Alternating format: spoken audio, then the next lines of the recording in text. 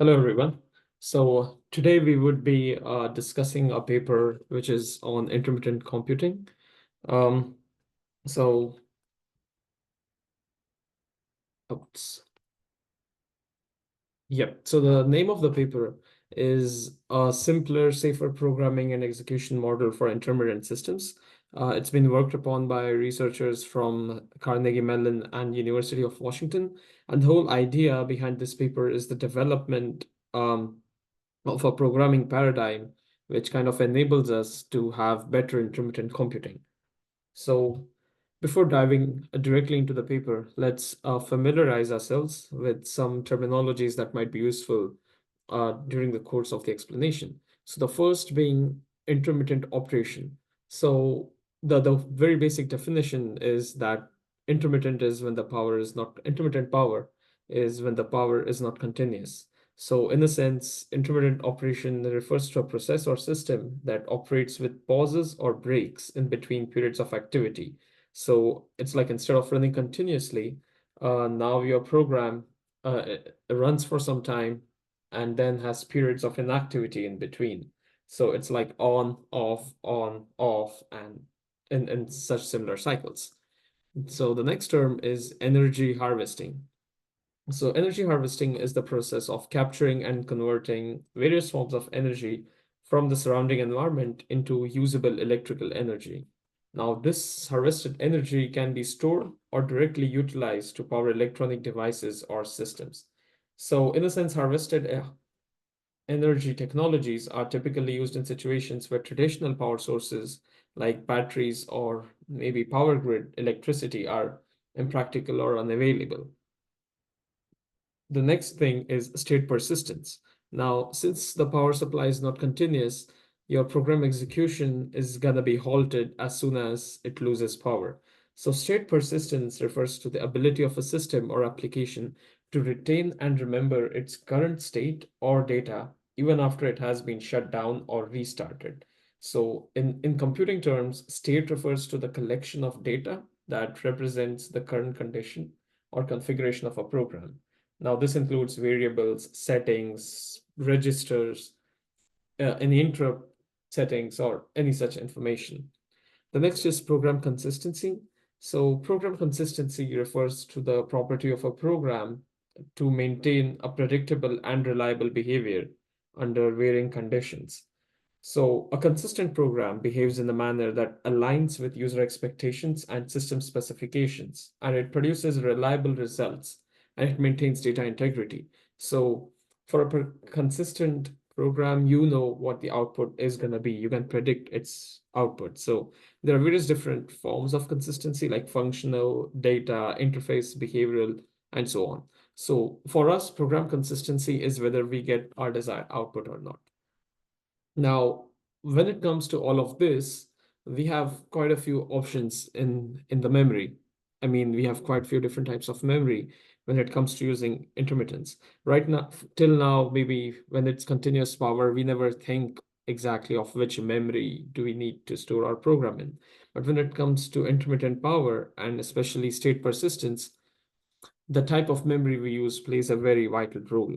And for us, the RAM is kind of it's a temporary memory. SRAM gets SRAM gets wiped off as soon as you lose power, and it and when you start your power, your SRAM does not persist. So SRAM is not a good option to use here. ROM is a persistent permanent memory, but ROM is extremely slow. So you need something which possesses the properties of ROM, but it's also fast as SRAM. And so we usually use flash, EEPROM, or FRAM. And these three are associated with different ways in which we use these memories to bring about intermittence. So especially FRAM is what's predominantly used because FRAM in production chips offers convenience, speed, durability, and energy characteristics which are closest to SRAM. So programmers can use memory mapped FRAM to store variables that will survive power failures. In the case of flash, reading and writing to flash is more complex than reading and writing to FRAM. So in most of the cases, FRAM is what's used for intermittence.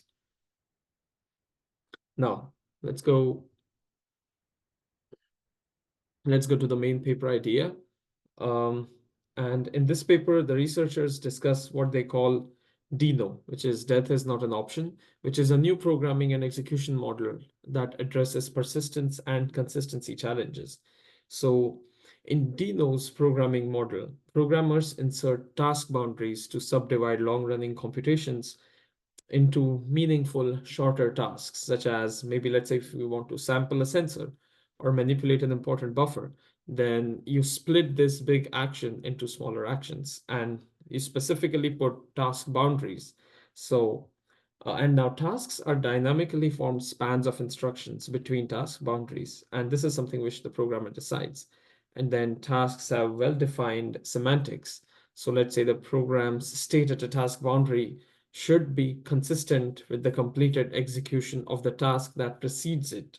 So in the way it needs to follow the specific paradigm. Now, to support this programming model, DINO's execution model uses judicious checkpointing and recovery that tracks volatile and non-volatile states.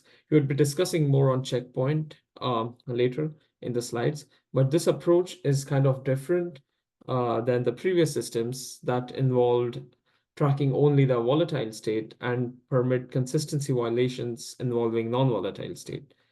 So by executing all instructions in its tasks, DINO guarantees that intermittent execution behavior is equivalent to continuous execution behavior.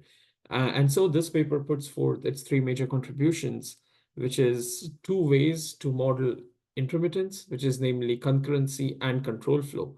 And then both of these models are used to kind of convince us how DINO enables the behavior of intermittent programming, which is very similar to that of, let's say, continuous programming.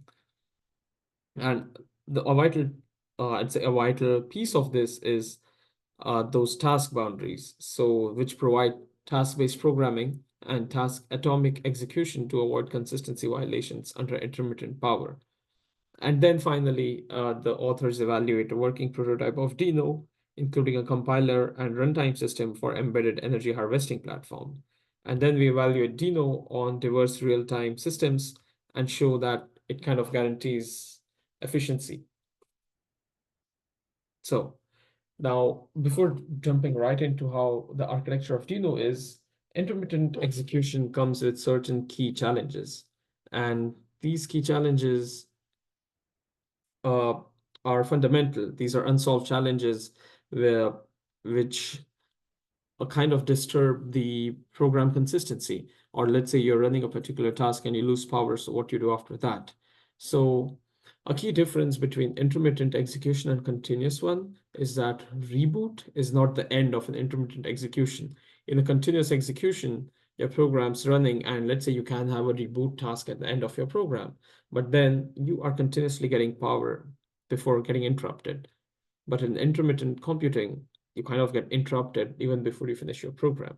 So this rebooting has two important effects on execution. The first is the all volatile memory is cleared, so which is SRAM, and control returns to the entry point of main. So this is something which is different in intermittent programming, and this is what we want to specifically address. So if we look at this figure, then this uses an example to contrast intermittence with our conventional execution.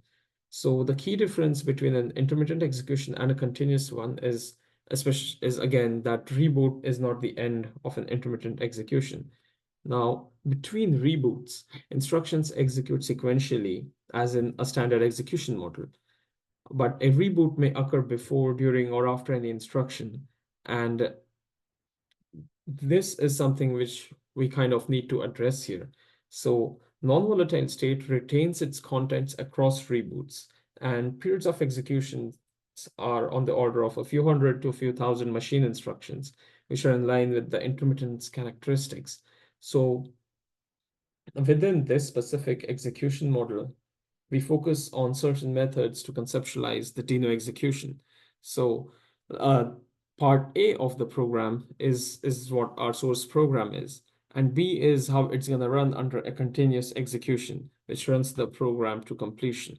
But figure C, wherein you're kind of breaking the program, is your intermittence, or I would say that's when you're losing power to the program. So this time you're not executing the entire program at once. So in continuous execution, you start from main and you go all the way to the end. But in the intermittent execution, you start from main. Let's say you reach length is equal to R1, and then you lose power. System reboots. Now you again start at main, append R1 is equal to length. Let's say you again lose power. Again, you start at main, append R1. So this is something which should not be happening, because then your program will never ever be completed. And thus we have dynamic checkpoints, which is main, append, okay, checkpoint this stuff. Now, even if you lose power, you're going to resume from the previous checkpoint. And that is what is checkpointing in very crude terms. Now, let's come to the intermittent execution model before you go into DINO, because intermittent execution model is something which is kind of persistent across many research papers. So we know that after a reboot, execution resumes at the checkpoint. Now, we know that since we are using checkpointing, your execution will resume at a checkpoint rather than main. And that is exactly the core idea behind any intermittent execution model. So dynamic analysis kind of determines when to copy the execution context, like the registers and your volatile memory, to a reserved area in non-volatile memory. And this can be done by, there's many different ways to do this, maybe using timer or using ADC to measure your input voltage. And these are just some basic examples. But dynamic checkpointing enables progress and ensures correctness for programs that use only volatile state. But past work does not address two problems that are fundamental to intermittent execution model. So what DINO or this paper suggests is that checkpointing is insufficient. So the first problem which they state is that dynamic checkpoints are opaque and implicit. And the second problem is that despite its persistence, non-volatile memory does not necessarily remain consistent across reboots. Now, this can be due to memory corruption, or maybe you lose power exactly when you're writing stuff to non-volatile memory, because when the system's going to reboot is not exactly in your hands. And so the authors try to address these concerns in their paper. So first, they address periodic dynamic checkpointing. Then they say checkpointing isn't sufficient.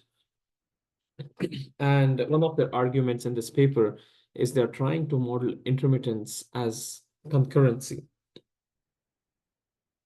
So when we talk of intermittence as concurrency, let's say if we take this example, then each period executes the same code beginning at the most recent checkpoint.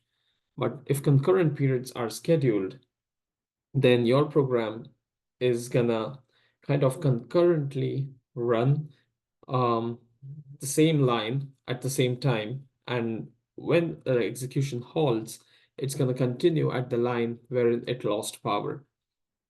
So it's something like, let's say, P1 is running, you have R1 is equal to length, R1's incremented, you store R1 in length, and then you have a reboot. But let's say your process P1 is kind of running, and process P2 starts running concurrently. And that's so whenever you have a reboot, your process 2 starts, and then process 3 starts, and so on. So at first, one period, so P is kind of like period. So concurrent periods are scheduled.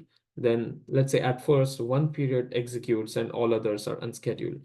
A reboot corresponds to the executing period being preempted, and a preempting period begins executing. So preempted periods never resume. Preempted periods are the periods which are not planned. So access to non-volatile memory in preempting and preempted are kind of concurrent. So in our case, the solid arrow highlights two unintuitive consequences of intermittent execution.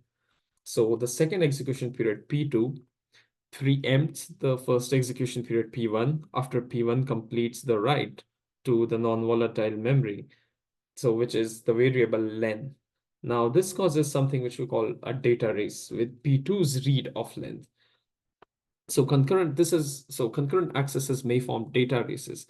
A data race can be a pair of memory accesses, at least one of which is write, that are not happens before ordered. So it's kind of like you try to read from length before writing anything to length. And this is something which can happen in this case. So this is something which is kind of impossible in continuous execution. And racing accesses to non-volatile memory in intermittent execution can be problematic because a race leads to an unintuitive result. If preempted execution period modifies a non-volatile memory location, then a preempting execution period reads the same location and the preempting period's read precedes all of its writes to the location. So this race problem can be addressed by DINO's architecture or DINO's programming paradigm. The next way in which the authors kind of model intermittence is through control flow. So we know that reboot. So control flow is more like a control diagram. So which kind of redirects control from arbitrary failure point to some prior point. So in this case, this is kind of defined through what is called a CFG, which is a control flow graph. So we have our control flow graph, and then we have a data flow graph. It's kind of the same program that's also being used in the previous slides. But this time we kind of make a CFG because let's say reboots introduce edges in the CFG graph that are followed on the reboot. So we can say that CFG is kind of a graph where each node represents a static code point and is the set of explicit control flow edges in the program. So all of these like checkpoint, R1 is equal to length, etc., can be said as static code points.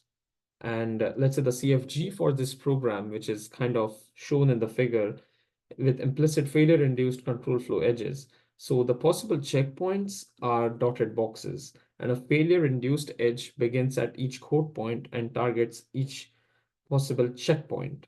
So enter append kind of, how we can say, enter append invokes a checkpoint. Then it goes to R1 is equal to length. It again invokes a checkpoint, and it goes to R1 is equal to R1 plus 1, and then it invokes a checkpoint.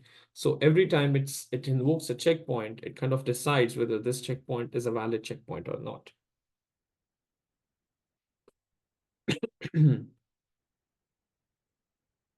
So now coming to another paradigm of intermittent execution model. So in our model, a sequence of actions is atomic if code outside the sequence, that is, code executing after a reboot, cannot observe its effects until all operations in the sequence complete. So such an atomic sequence should also be isolated. Let's say operations in the sequence can observe the results of operations in the sequence or initial values from the start of the sequence. What this means is that you're running a particular task before a task boundary. So anything which runs after a reboot cannot access what was done in the previous cycle of execution. So we consider that, so this is what we call consistency. So we consider the state of an intermittent execution as consistent if it corresponds to one produced by some continuous execution and inconsistent otherwise. So this may lead to atomicity violations. And atomic is something wherein no external factors affect what you have in your system. It's kind of like a box, and nothing outside the box can affect what's inside the box. So we call a code atom. So this is how we get the two conditions, like nothing outside the box can affect what's inside the box, and the initial values from the start of the sequence should not change from anything which is kind of changing these values, but something which is not a part of that function. So these are like the two conditions which, if a particular code meets, then we call it as atomic. Next is idempotence. So a computation is idempotent if it can be repeatedly executed without producing a new result. So we say that an execution experiences an idempotence violation when non-idempotent computation is repeatedly executed, producing a new result each time. So an intermittent execution manifests an idempotence violation when it executes non-idempotent code, reboots, and resumes executing at a checkpoint and re-executes the non-idempotent code. So in short, if your code is giving you different outputs every time you run it, then it's not idempotent, and that's basically an idempotence violation, which is shunned upon in intermittent execution model. So now that we know how, in general, intermittent execution models work, we can kind of dive into what DINO is and what exactly do they propose in the architecture of DINO. So programmers place task boundaries in their code. This is like the basic idea of DINO. And at runtime, dynamic spans of instructions between task boundaries form tasks. So let's say you have a code of maybe 100 lines and your task boundaries, let's say after every 25 lines. I mean, technically, this is not how we place boundaries, but just for simplicity, anything between two task boundaries is considered as a task. And DINO's programming model assigns clear task atomic semantics to program to enable simple reasoning, both human and automatic, about data consistency and control flow. So DINO's execution model ensures that tasks are atomic and data are consistent at task boundaries. So DINO uses data flow analysis and compiler-aided task cost analysis to help programmers place task boundaries in a way that ensures consistency and minimizes overhead. So basically, DINO helps you identify where in your code you can place these task boundaries such that your code does not violate any atomicity violations, any idempotence violations, and at the same time, it kind of satisfies the control flow and the data flow in your program. So this was more like what the idea is. Now, coming to the programming model. So DINO's programming model assumes a C-like base language because C is kind of synonymous with embedded development, though it does not depend on language features that are unique to C. But DINO adds several features to the base programming language. So coming to diving further into what exactly DINO does is DINO adds task semantics to C's programming model. Now, the programmer statically defines task boundaries at code points where they expect data consistency. So there should, in this case, there is some input which is kind of required from the programmer. But conceptually, programmers should think of task boundaries like memory fences that are meaningful at compile time, rather than thinking of tasks as, let's say, statically defined regions that happen to have uh, delimiting boundaries, because task boundaries are defined statically while tasks are formed dynamically. So, as with a memory fence in concurrent programs, programmers must be careful to kind of include sufficient task boundaries to provide the atomicity and consistency required by their application. And so, this is something like if we see this figure, then it shows, so the figure 6a, there is the void main s is equal to rd sensor, and then we have a DINO task. This DINO task is exactly what's kind of storing data, or it's kind of defined, it's a task boundary. And the compiler or DINO suggests you where to put this task boundary. So this figure shows part of an activity recognition program, which is like one of the benchmark for assessing DINO's capabilities. But this program in the A part is decorated with task boundaries and slightly modified. So the figure shows statically placed boundaries in line with program code. Now, the B part shows how a task is dynamically defined during an execution as a path from one task boundary to the next. So you have each task is like a path between boundaries, and the numbering is how the tasks flow, but during DINO. So in the figure, one task, let's say, spans from operation 6 to operation 4, including code on just one side of a branch, and then returned from the UPD ST8TS, like the C thing. So it kind of runs from 6 to 4.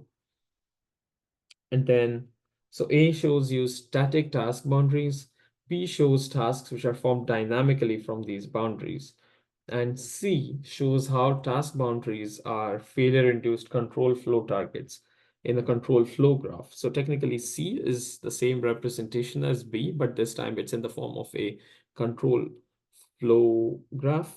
And UPT stats is what's exactly how we can say the result of this program. And V shows how your tasks are kind of getting executed with DINO. So jumping into the execution model, there are two important things which we kind of need to understand here. The first is checkpointing, which we already have a crude idea of, and data versioning, which kind of keeps data consistent despite reboots. So coming to checkpointing, it's something that's done at every task boundary, and a checkpointing mechanism in DINO runtime copies the registers and the stack to a linker reserved area in non-volatile memory, which is usually FRAM. So state preservation across reboots is necessary to ensure progress. So again, at every task boundary, a checkpoint in the DINO copies this important data to non-volatile memory.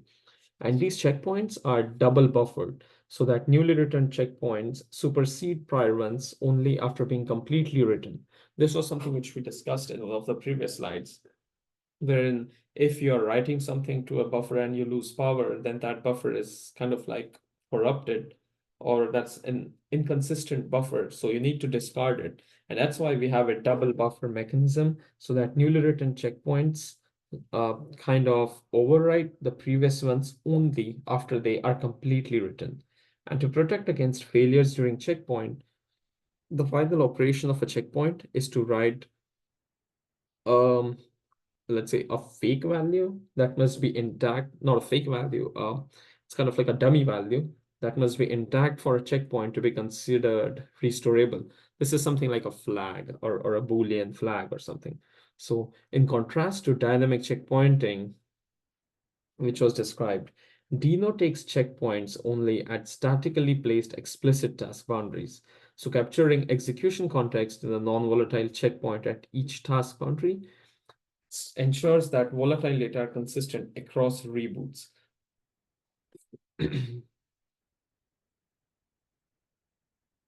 Now coming to data versioning is something that ensures that all non-volatile data remains consistent across reboots. Checkpointing ensured, oh, sorry. Checkpointing ensured that your program is going to execute at the same line after it loses power, and data versioning is what makes sure that the data that was previously, let's say, calculated is not lost or is persistent even after you resume power. So a mechanism ensures that non-volatile data remains consistent across reboots. And DINO's execution model ensures that at task boundaries, non-volatile data are both internally consistent and consistent with the task boundaries checkpoint of volatile state. So let's say when execution reaches a task boundary, then immediately before checkpointing, DINO makes a volatile copy of each non-volatile variable that is potentially inconsistent. That is, something that may be written non-idempotently after a task boundary executes and before another task boundary executes. So it's something that can be possibly be corrupted during the whole I can say during the whole checkpointing process. So that is something whose copy is made And so copying this non-volatile variable to volatile memory on the stack ensures that checkpoints include these variable values. So DINO's implementation of task boundaries includes corresponding code to restore non-volatile variables from their checkpointed volatile versions when the execution resumes. So this is something which happens before checkpointing. And in this way, you ensure data consistency across reboots.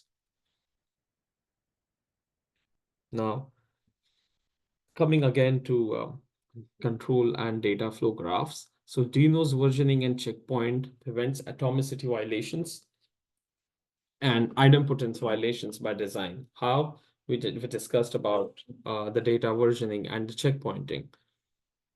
Now, DINO uses statically defined task boundaries. So this addresses high control flow complexity of systems that dynamically collect checkpoints. So in that sense, a key advantage of DINO is that target of each failure-induced control flow edge is statically known. So you know when the program is going to lose power.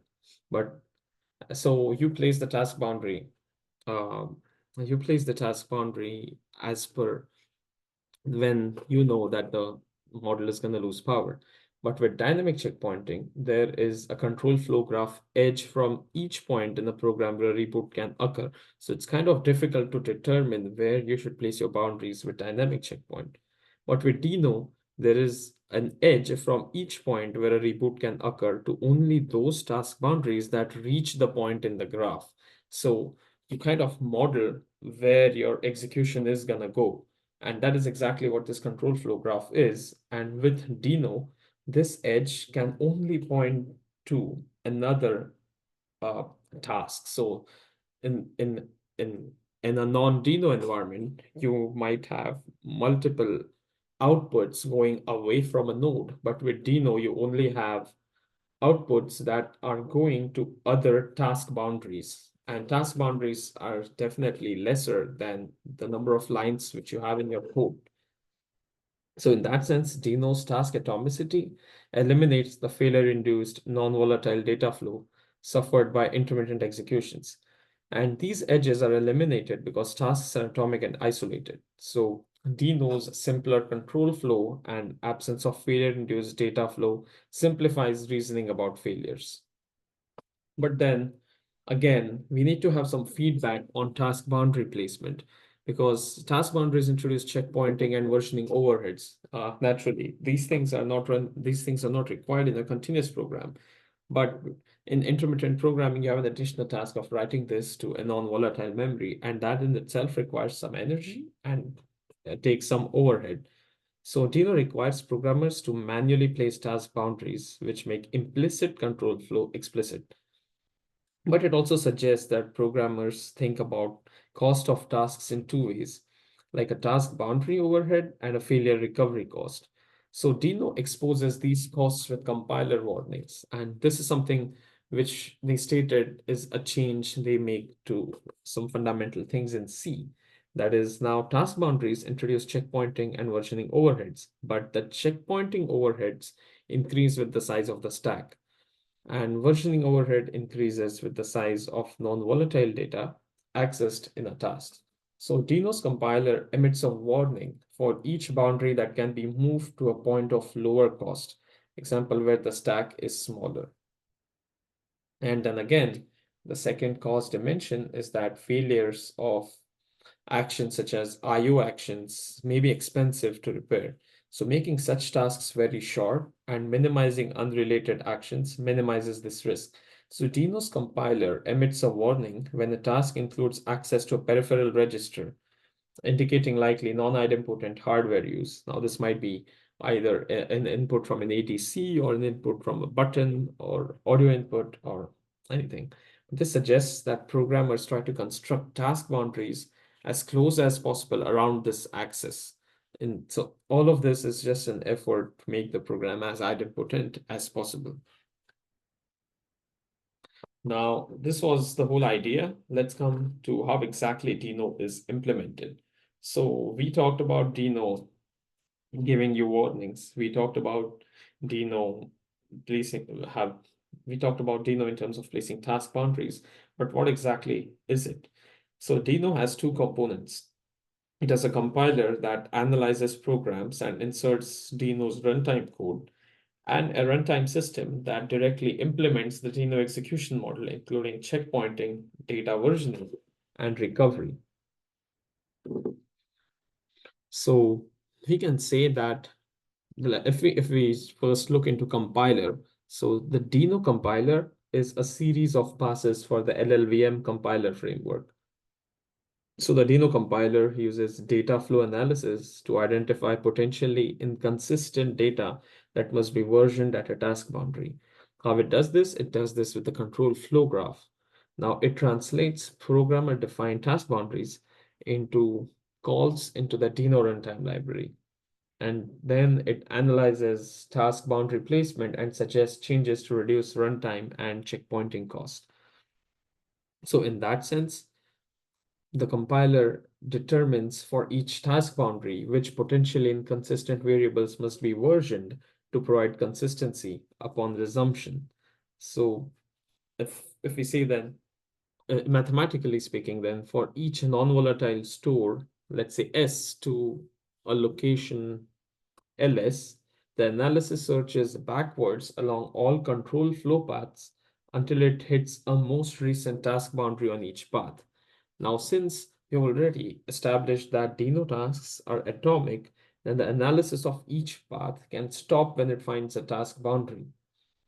So in that sense, the prototype assumes that no non-volatile accesses are happening before the program's first task boundary. And these task boundaries are points at which execution might resume if a reboot follows the non-volatile store, which we initially defined S. So it doesn't follow S's execution.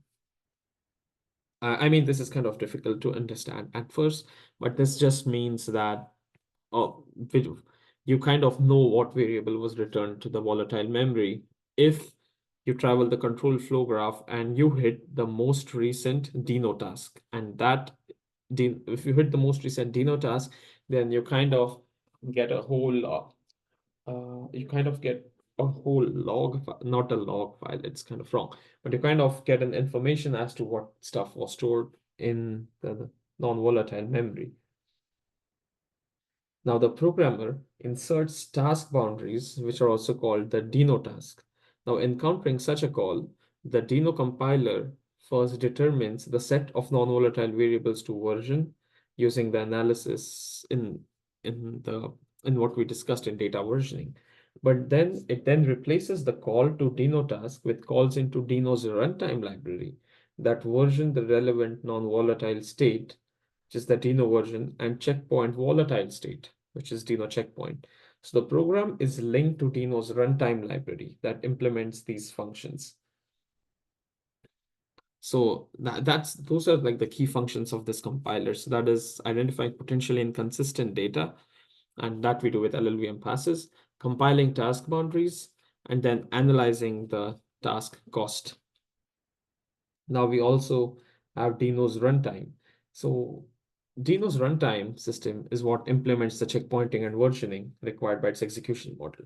So let's say when the program begins in main, it first executes a call to restore state. Now this is automatically inserted by the DINO compiler. Now this runtime library function copies the data in the current checkpoint back into the original corresponding registers and memory locations, saving the program counter, stack pointer, and frame pointer for last. So the function copies the versioned non-volatile variables in the checkpoint back into their original non-volatile memory locations. And after restoring volatile and non-volatile data, the function restores instruction pointer, stack pointer, and frame pointer, redirecting control to the point where DINO collected the checkpoint, and from there, execution continues. So it's like you have restore state, and restore state just takes all the data from your wallet. It kind of halts the program, takes data from your volatile memory, stores it exactly at those places wherein it needs for the program to run as if it's continuous execution.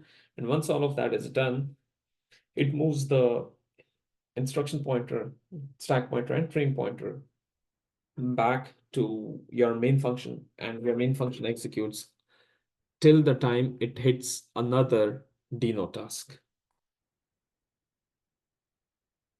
And so this was like the whole execution of DINO. And in order to test DINO, we need some applications and benchmarks. So in this paper, the authors have used three benchmarks.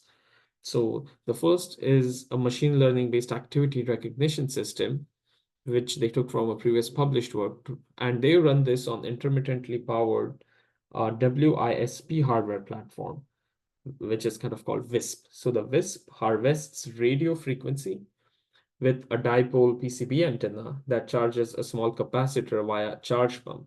So the WISP has an analog device's low power accelerometer connected to an MSP430 FRAM board via SPI. So AR, which is the program, maintains a time series of three-dimensional accelerometer values and converts them to two features, mean and standard deviation vector magnitude. And it uses a variant of nearest neighbor classifier to distinguish shaking from resting. So AR counts total and per class classifications in non-volatile memory, and each experiment collects and classifies samples until the total count of classification reaches 10,000. Then it terminates lighting an LED. So, I mean, if we just ignore what exactly AR does, in short, it just takes 10,000 readings. And once it takes these 10,000 readings, the program terminates and it lights an LED. And they try to run this on intermittent power, which is something very similar to running an encryption algorithm on intermittent power. Now, the second program is a data summarization application on a TI project board with the same MSP430 FR microcontroller. They connected the board to a PowerCast power harvester, energy harvester board, and a half wavelength wire antenna, all mounted on the breadboard. Now, what DS does is it summarizes data as key value histogram, in which each key maps to a frequency value. One function adds a new data sample to the histogram by locating and incrementing the corresponding bin. Another function sorts the histogram by value using insertion sort. So the test harness for DS inserts random values, counting 2000 insertions with a non-volatile counter and sorting after every 20 insertions. So the sorting routine swaps histogram keys using a volatile temporary variable. And if a swap is interrupted before the key in the temporary, then it's reinserted, that the key is lost from the histogram and two bins end up with the same key. So the structural invariant for DS, which kind of test harnesses the checks after each sorting step, is that each key should exactly appear once in the histogram. And if that check fails, then the histogram is in inconsistent state and DS halts, illuminating an LED to indicate the error state. So this is like you are taking values, and then after every 20 insertions, you're doing an insertion sort. So both of these programs kind of had the same paradigm, that they were essentially counting programs. And then the third program is a radial MIDI, which is musical instrument digital interface, which they connected to a project board. Which was kind of hosted on a project board, and they connected this board to a peppermill power front end that harvests mechanical power of a manually rotated DC motor for use by the project board. Now, MIDI, like the program, generates batches of note on messages with a fixed pitch and velocity proportional to the motor's speed. It stores messages in a circular list data structure and tracks the index of the message being assembled, incrementing the index to store each new message. When all entries are populated, MI copies the messages to a separate memory region, clears the old messages, and resets the index. So a power failure in this case can trigger an idempotence violation that increments the index multiple times, eventually leaving it referring to a non-existent entry. So MI checks that the index is in bounds before using the buffer and aborts with an error LED if it is not. So in each experiment, MI generated messages in batch of 4, and it terminates after 10,000 messages. So again, this is something essentially also a counting algorithm. And so as per, so the crude, not the crude, but a basic evaluation of this is given in one of their tables in the paper. And so the data count failing X and non-failing X trials with and without DINO for the MI and for the DS at 60 centimeter, it's taken at 60 centimeter, and the error at 40 centimeter for AR. So essentially you need to have, it's since all three of these are kind of wireless, you need to also calculate the distance, and that distance kind of defines how long you will have your positive cycle. Now, again, reboots and time overheads are not meaningful for MI, since MI kind of is a reactive program rather than um, a counting program. I mean, it's essentially a counting program, but its output depends on its input. So you have the error percentage, which is the baseline percentage, and baseline is in the absence of DINO. And then you have its configuration with DINO. So the first column just states simple error. The second column of table 2, like this table, shows the error AR experiences with and without DINO at 40 centimeter from the RF power. And so AR sees no error with DINO, but it suffers nearly 7% error without DINO. And so column 2 and column 3 just give you the number of reboots and then the overhead. Essentially, DINO has a higher overhead because we are checkpointing and data versioning, but that kind of promises a 0% error. Columns 4 and 5 show failure data for DS running with and without DINO at 60 centimeters from the RF power. So DS does not fail with DINO. You can see that it's essentially zero failure and all 11 test cases pass. But a test confirms the difference in failure rate is significant. So DS experiences no failures with DINO, but about 5.5 times as many reboots, because the number of reboots with baseline is 13.4, but the number of reboots with DINO is kind of like 72.5, which is kind of logical because with the overheads, your program length has increased. So now it requires more reboots to execute the program. And essentially, since the number of reboots is more, the number of tasks to be done, which DINO has put in are more, your overhead is more. But all of this is acceptable because we have absolutely zero error. And the last two columns show failure data for MI with and without DINO. Again, this is impressive because MI absolutely does not fail with DINO, but it fails all the time during its baseline. So DINO fails 100% of the, so sorry, MI fails 100% of the time without DINO, and it processes just 975 messages on average before failing. So MI kind of reveals an important feature of DINO, which is like naively porting code to an intermittent context threatens functionality. But with DINO, failure-free porting requires placing just a few task boundaries. And these are more like the evaluation graphs. So there are two main sources of runtime overhead. The first is checkpointing and versioning data. And this extra work costs cycles and hence it leads to more reboots. And that was something which we discussed in the previous slide as well. Now under RF harvesting, AR without DINO experiences reboots, which is this one, the first graph. But error bar represents standard error, and the bottom plot shows analytical and available power. So the last graph is how much power is available at what distance, since it's an RF antenna. The second graph shows you the percentage of error, and the first graph tells you the number of reboots it did. And all of this data is calculated with respect to the first benchmark, which was the activity recognition.